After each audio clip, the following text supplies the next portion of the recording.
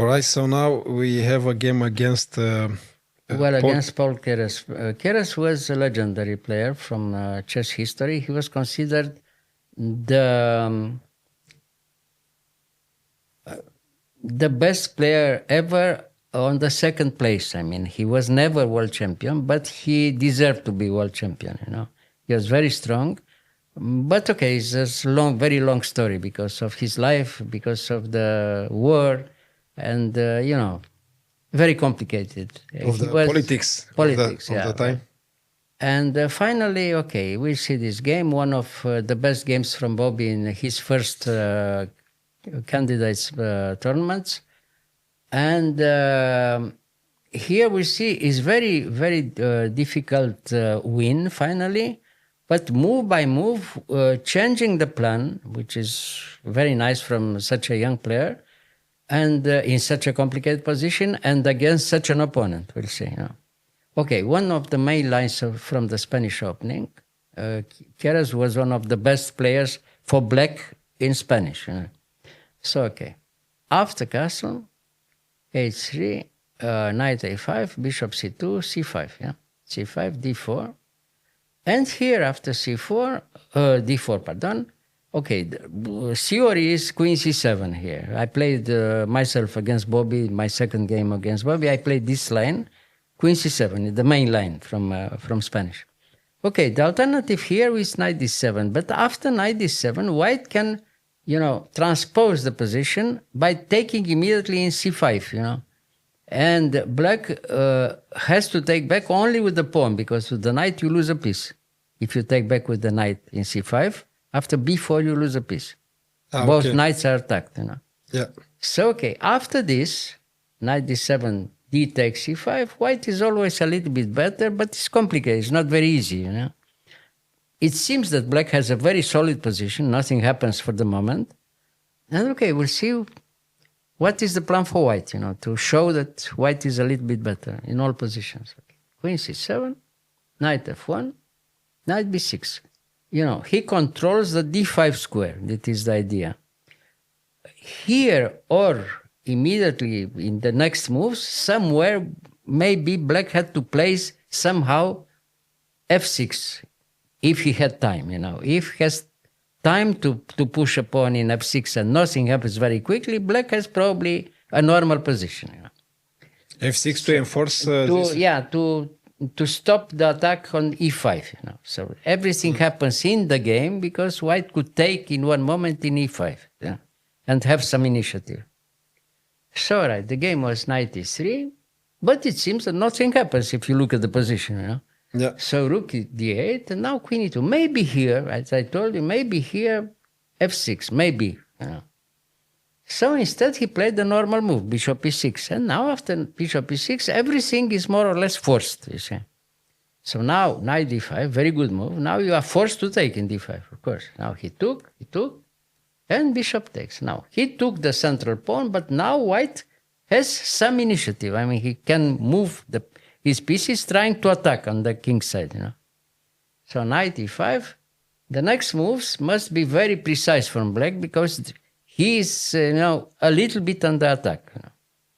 So, okay, rook a7, trying to protect the seventh rank, rook a7. Okay, bishop f4. He has to move the queen, of course. Rook d1, everything, very normal until here. And here, what did he play? g6. Okay, and here, very important moment, after g6, black has a small weakness on the black squares, you see. So white tries to show immediately that he's better by playing some very precise moves, one after another, trying to attack on the e file and on the black squares, He has real attacking chance. Black has to defend very well, the next moves. So knight g4, very good.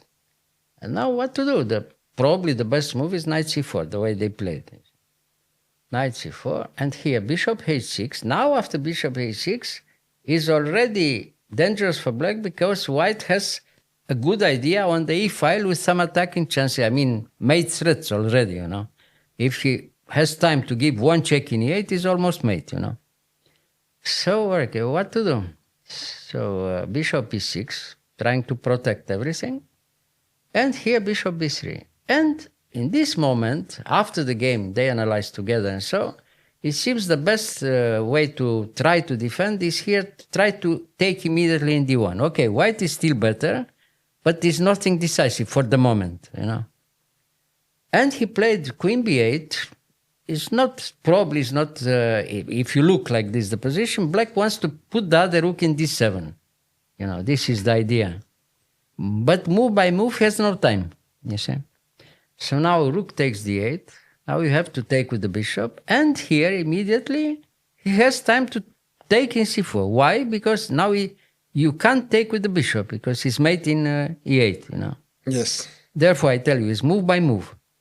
He took, and now, okay, black lost a pawn. He defended very well, but he lost the pawn. Now, if nothing happens tactically, you know, if you don't get mated or something, you lose every endgame. It happened in the game, you know. So, I mean, white has pawn up, you know, and any endgame is winning for white. You know, if both play very well until the end. You see. Yes. So, okay, queen d6. So we see now, after queen d6, what did he play? Queen a4 now. So it threatens again, mate in e8, you know. Ah, okay. So, okay. So the queen came here to protect this pawn instead of taking here? No, he wants to put to protect the 6th rank, the f8 square, and to have time to move the rook on the 7th, you know, in e7 or on d7, you know, to have some small activity, you know. Yes. All right, so now he threatens mate. Now, okay, you have to move something. Queen e7. Now has time to give one check. Now again, you can't take because it's mate again, you know. Yeah. So you have to move the king. And now again, everything is forced because he could change the plan, you know, very nicely. The knight from g4, it seemed the knight was very well posted on g4, but is much better on d5, you see. Trying to do something quickly against this bishop from e6, which is the main defender of the position, you know. Yeah. So everything forced again, you see. Now you can't take, you have to move the queen, of course, no? So now he has time to move the queen on the other square. Now you can't take the knight because again it's mate on e8, you see. Yes. So what to do? Forced queen d6. And finally, he had time to centralize the knight on f4. Now again, if you move the bishop, again is mate, you know. So the only move is rook e7. Okay, black could defend with best moves, but now they come in a completely winning endgame for white. See, first. So after rook e7, probably the best move. Now bishop g5. And now every endgame is completely winning for white because everything is forced. They have to play like in their game, you see. Rook e8, now he has time to take. Yeah? You have to take back, and now you lose another pawn. If you lose another pawn, it's completely winning for white, the endgame, you know. Okay, he took, and okay, he gave a check in d1. He can take at least one pawn back, you know. Okay, now rook d1 check, king h2, rook d2, and, you know, quietly, rook b6. The endgame is completely winning for white, but you have to show why, you see. Now, okay, you take in f2. You see, he doesn't take the pawn from a6. He's probably winning if he takes in a6. But like this is much easier, you know. Now he controls the 7th rank, and now we see the result. Finally, white has the endgame, pawn up, better rook, I mean, very strong rook in b7, and much better king. I mean, black is playing Gosmo without king in this position, you see. Yeah. And pawn down. And they played rook f6, and after king g3, I think black resigned, no? Yes. Well, black resigned because Keres was a gentleman. I mean, he could continue, of course. You have to demonstrate how you win. But by this level, you don't have to see too much, you know. It's enough. You know? So he knew the position is completely winning for white, and okay, he resigned. Nice. Yeah, you see? Again, Easy. It seems very easy. Yes, yes. But it was very complicated game. And he knew how to... Black defended very well, but it was too much. I mean, he lost the pawn. And if you lose the pawn by this very high level, with a very good technique, of course, white can win any endgame. And okay, he didn't mate you, but at least he wins the endgame. All right. Enough. Enough. Yeah. Thank you. Fantastic technique again. You know.